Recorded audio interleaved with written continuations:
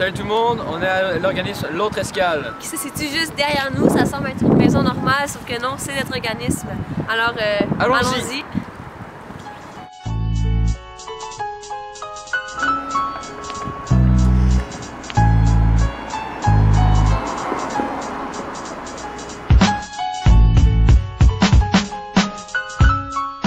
C'est facile, c'est simple pour eux de venir parce qu'on comprend très bien ce qui se passe. C'est une situation qui a beaucoup d'impact dans la vie de ces familles qu'on voit. Après avoir travaillé 15 ans dans une maison d'hébergement, Christiane et ses collègues ont décidé de fonder un nouvel organisme, L'Autre Escale. L'organisme a pour but d'aider les mères et leurs enfants à se soigner de leur choc post-traumatique après avoir été exposés à la violence conjugale.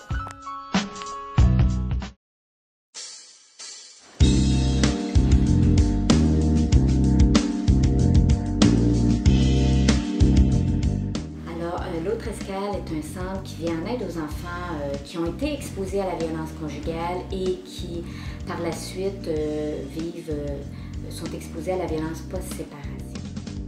Nous sommes donc rendus sur les lieux afin d'interviewer deux intervenantes de L'Autre Escale. Quel service offrez-vous? Alors ici, comme disait ma collègue, les services sont, la porte d'entrée, c'est les enfants. Donc nous, on offre des services aux enfants et aux mères aussi, évidemment. Donc les services sont des interventions individuelles, des interventions familiales, des interventions au sein de la fratrie frères et sœurs. Puis il y a aussi tout le volet socio-juridique où on accompagne les femmes dans toutes les démarches qui ont trait à la guerre, de la séparation, tout ça, parce que c'est souvent difficile dans des situations où il y a de la violence conjugale. Donc voilà. Nous avons ensuite questionné les intervenantes afin de savoir quelles procédures elles utilisaient auprès des mères et des enfants.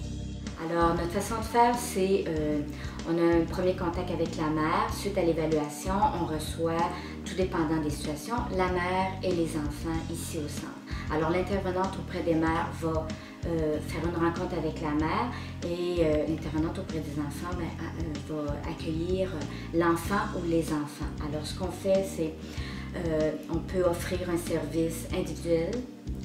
Alors, avec la mère, avec l'enfant, on peut offrir un service aussi avec la fratrie.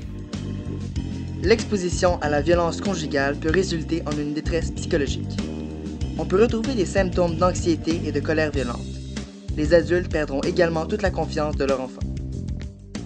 Afin de bien nous mettre en contexte, Christiane nous raconte l'histoire d'une famille qu'elle a aidée. Alors, c'est une famille qu'on continue à aider présentement. Ça fait 4 ans qu'on est dans leur vie. Le plus vieux avait 4 ans, sa petite sœur avait 1 an.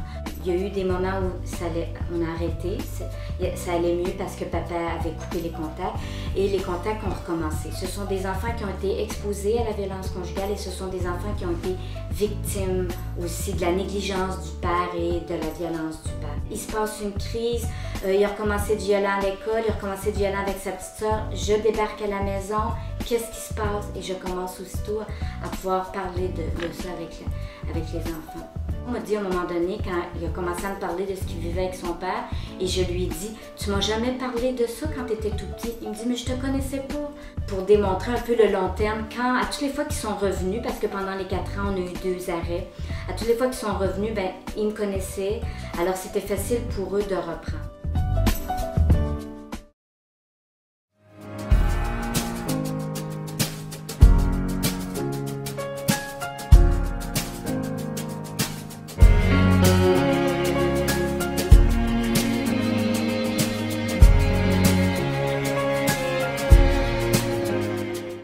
À Montréal, la violence conjugale est très courante et plus répandue que l'on pourrait le croire. Toutefois, le gouvernement ne subventionne presque exclusivement les maisons d'hébergement pour femmes, laissant les enfants victimes de chocs post-traumatiques à eux-mêmes ou à la charge de leur père violent. Ils peuvent en parler, ils peuvent venir exprimer ce qu'ils vivent, ce qui se poursuit. La plus grande fierté, je pense qu'on a réussi à créer un lieu d'appartenance ici. Moi, Christiane, tu sais toute mon histoire. J'ai 15 ans et j'ai pas besoin de te raconter. De 2004 à 2012, on a vu 316 femmes et 729 enfants. Ça se peut que dans 1 an, la coordonnatrice a dit on n'a plus de revenus.